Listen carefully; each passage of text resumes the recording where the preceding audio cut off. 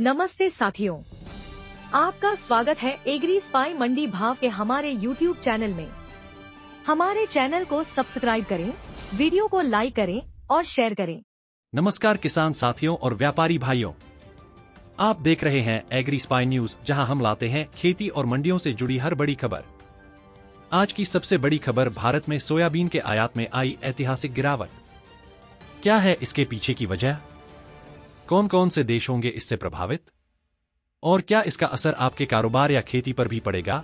किसान साथियों और व्यापारी भाइयों के लिए इस समय सबसे बड़ी चर्चा का विषय है भारत में सोयाबीन के आयात में आई ऐतिहासिक गिरावट।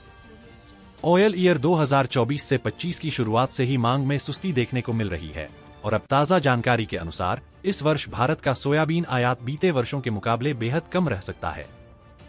सोयाबीन ऑयल प्रोसेसर्स एसोसिएशन सोपा द्वारा जारी रिपोर्ट के अनुसार इस बार आयात महज 1 लाख टन तक सिमट सकता है, जबकि पिछले साल यह आंकड़ा 6.25 लाख टन था। यह गिरावट लगभग 84% की मानी जा रही है और इसका सीधा असर न केवल घरेलू बाजार पर पड़ेगा, बल्कि अंतर्राष्ट्रीय व्यापार में भी हलचल मच सकती है। भारत मुख्य रूप से टोगो, नाइजीरिया, नाइजर, मोजाम्बिक और तंजानिया जैसे अफ्रीकी देशों से सोयाबीन का आयात करता है, लेकिन इस बार मांग में आई गिरावट ने इन देशों के निर्यात पर भी सवाल खड़े कर दिए हैं। अक्टूबर से मार्च की अवधि में केवल 0.02 लाख टन सोयाबीन आयात हुआ, जबकि बीते वर्ष इसी समय में यह संख्या 5.06 लाख टन थी।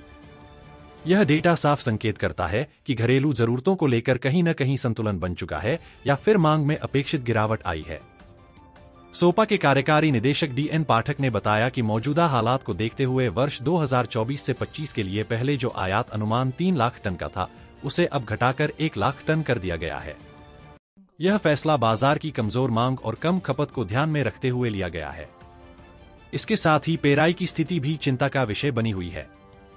इस वर्ष अक्टूबर से मार्च के दौरान पेराई घटकर 60.50 लाख टन रह गई, जबकि पिछले साल यह 67.50 लाख टन थी।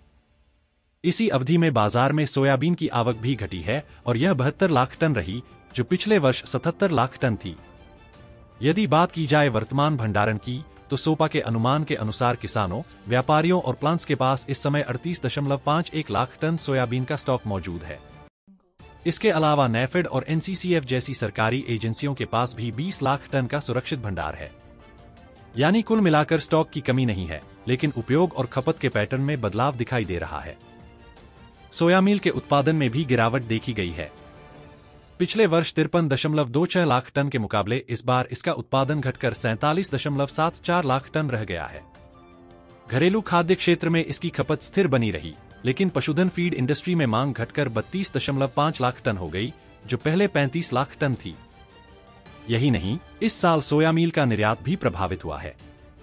अक्टूबर से मार्च की अवधि में यह 13.47 लाख टन से गिरकर 11.12 लाख टन रह गया है, यानी लगभग 17% की गिरावट। हालांकि अंतर्राष्ट्रीय बाजार में भारत की उपस्थिति अब भी बनी हुई है। जर्मनी और फ्रांस ने इस वर्ष सबसे अधिक भारतीय सोयामील की खरीद की, जिनकी मात्रा क्रमशः 1.53 लाख टन और 1.44 लाख टन रही। नेपाल ने भी 1.16 लाख टन सोयामील खरीदकर तीसरे स्थान पर अपना स्थान बनाए रखा। इस पूरी स्थिति को देखकर यह सवाल उठता है कि क्या यह आयात में गिरावट भारत की आत्मनिर्भरता की ओर संकेत है या फिर घरेलू खपत की चुनौती?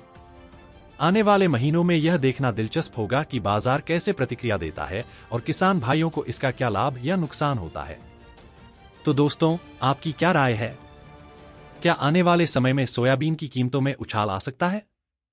क्या किसान भाइयों को इससे नुकसान होगा या फायदा? अपने विचार नीचे कमेंट में जरूर बताएं और ऐसे ही खेती और मंडी से जुड़ी खबरों के लिए चैनल को सब्सक्राइब करें।